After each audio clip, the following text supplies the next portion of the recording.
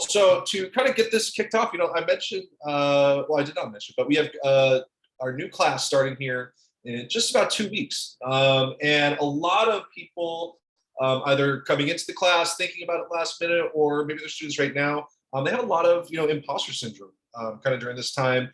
That first day, it's really scary.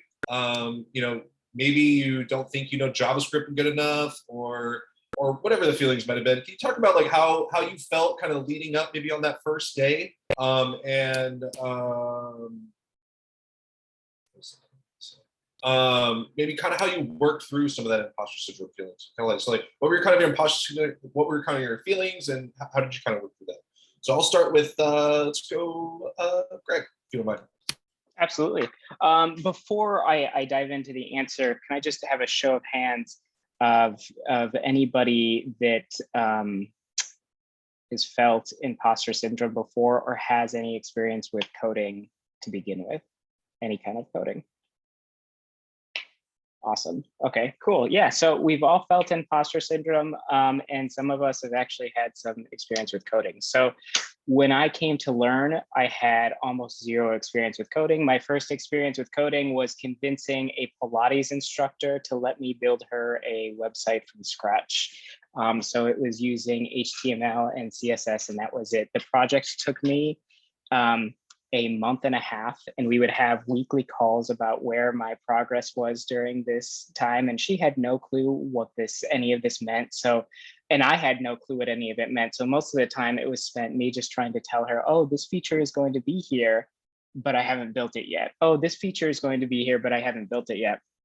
So yeah, it was a very big slog. It was really embarrassing. It was probably one of the worst coding experiences I had ever had in my entire life. And I didn't think I had ever wanted to do it again. So actually it was really bad. And I was like, oh man, is Learn actually going to be something that's even good for me? Am I going to be able to do it? I can hardly do HTML and CSS. What is JavaScript? And then Ruby, I don't even know what that is. I know that some of my nerdy programming friends in college were really into Ruby. And that was at the time, like when it was a little bit newer too. So they were experimenting with things. And I was like, I have no idea what I'm going to be doing. I have no idea how it's going to work. So actually a couple of things that really helped me out before or ahead of time of the class, I went to 3 websites, and for like about 30 minutes a day, and actually this is something you can still do, 30 minutes a day even. What I did is I went to these 3 websites and I just looked at the fundamentals and the basics of code. So the 3 places I went to, Harvard CS50, I think is a really good place to just go and see some of these videos. It tells you all about computer science, programming, some of the fundamentals. It's a really great way to just dip your toes into the arena and to figure out what you're doing. At the same time, I also knew that backend development was maybe a little bit technical for me at that time, so I didn't really want to think about it. So front-end development was something that I was really into, and that was how I was going to make my way in programming. So I just went to W3 schools and I went through their basic tutorials, and it was a great way to just see what elements I could be using. And actually more than anything, it just got me involved in knowing the language and stuff like that. That really helped me start to realize that, hey, this is not impossible. This is not the hardest thing to do. It is definitely within your grasp. And then from there, when you learn the fundamentals, you can start building off of them. Obviously, I wasn't the best expert programmer when I came into it. There were tons of people that had amazing math skills. There were people that were working on their own Minecraft worlds before I was getting into it. Like there are people that had these pet projects, and I was like, how do you have the extra time to even be doing some of this stuff? Like, you guys are amazing. Or you're just whiz kids. And as I was going through some of these exercises and stuff in class, you definitely knew there were some people that just knew way more than you. And like, it's going to happen at some point. You are going to be paired up with somebody that is just a lot smarter than you are. And for me, at first, I didn't get it. At first, I was like, man, this is not for me. This is not great. But after a while, you have to sit yourself down. You have to just say, hey, like, look, this is something that I can do. And if I'm paired with somebody a lot smarter than me, maybe this is a time to just ask some good questions and to soak in as much knowledge as you possibly can. But yeah, CS50, W3 schools. And then I also went to the free coding camp too, and just looked at some of the articles and some of the videos and stuff to get myself familiar with some of the things that I was going to be immersed with at Learn as well. Yeah, those are all great resources. So thank you for sharing that, Greg. I know freecodecamp.org, pretty easy to find. If you happen to know where that Harvard link is, that might be something nice to share. I'm not sure where that, I haven't seen that one before. Shazeen, do you mind maybe kind of sharing some of what you felt kind of during the beginning of the program? And kind of hope maybe how you overcame that? Yeah, of course they want my dogs to start barking now.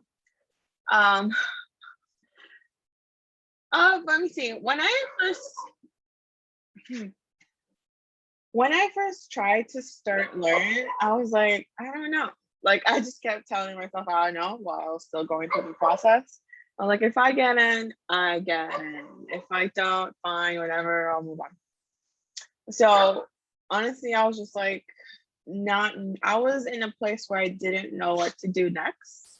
So finding Learn was just like, it was like a hidden gem for me, I guess, because I didn't know what I was signing for. I didn't know the community I was going to build. So I wasn't even thinking in ways where like imposter syndrome in code, more like imposter syndrome as in like they're gonna see that, or not even they're gonna see, or like I'm not gonna fit in, or I'm not gonna be able to pair program with people, because that's been a long time running by myself. So I was just like, I'm gonna be a weird weirdo who doesn't know how to talk to people. And I'm like, this is not for me. But at the end of the day, I knew these things were just thoughts. So of course I just pushed through them. I still signed in, I still went to my pair programming, did well and continued. And then I guess with imposter syndrome, you just kind of like accept that it's there and then move on. It's like, yes, I'm having these bad thoughts, having a bad day. And then you just kind of push through it, you move on. You be honest with yourself. You're like, yes, I'm feeling this way. If you have a partner, tell them you feel that way. Like, don't keep it in, and then show up the next day. Like, I'm not gonna lie, when we finally got placed in internship, a huge panic attack. My video was off and I was laying on the floor, just dying. But the next day, I got up, took a shower, did my morning thing, showed up, But yeah, I was just like being honest and just be open that you are gonna feel that way, but it doesn't mean it's true, and just show up the next day. And that's pretty much how to deal with it. Because you can know all the code in the world, but if you don't feel it or you're not confident in it, it's gonna show up. So just let it happen and then show up the next day. Just as always, communicate, be honest about how you're feeling, and you'll be good. Be good. I love that. Yim, if you don't mind going off of that. Yeah, definitely. I guess I want to circle back on a couple things that both Shazeen and Greg said. Yeah, I definitely agree with Shazeen. Like, you're always going to be surrounded with people who know more than you or have more experience than you in some way, so you just got to bite the bullet, and like Greg said, sometimes, you'll be paired with somebody who knows a little more than you or caught on faster, and at that moment, you'll be the student and they'll be the teacher. But sometimes it'll be the opposite, and you'll be the teacher and they'll be the student, I want to say, I really implore anybody to not, like, if you're going to start the boot camp, like, please do not waste your time comparing yourself to other people, like you're investing 4 months of your life into this, you're paying like how much in tuition, like make it about you, definitely try to find the best ways for you to learn, you'll hear this a lot in the class as well, but it's really fast paced. It's like trying to drink water from a water hose, it's going to be a lot. And some people thrive in that. Some people are going to, like, really excel right away. And that's okay, you really have to think about what works best for you though. And if your studies as they are not helping you, you got to find ways to pivot, like, should you create study sessions weekly with the rest of your cohort? Should you create flashcards, should you ask for questions during class, So I know it's easier said than done, just like biting the bullet and being uncomfortable and being vulnerable, you know. But once you're able to get over that and really try to cater your education towards you, like that's when you really excel.